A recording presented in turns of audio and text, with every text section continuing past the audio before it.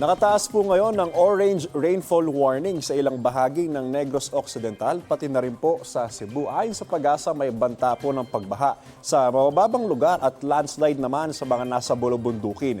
Isinailalim naman sa yellow rainfall warning ang Leyte, ang Southern Leyte, ilang bahagi po ng Cebu, ng Negros Oriental, Negros Occidental at ng Bohol. Posible rin po ang baha at landslide sa mga nasabing lugar. Ang inaasahang ulan sa Visayas ay epekto pa rin po ng shear line. Tatagal po ang mga rainfall warning hanggang alas 9 ngayong umaga. Paalala po, stay safe and stay updated. Ako po si Anjo Pertiara. Know the weather before you go.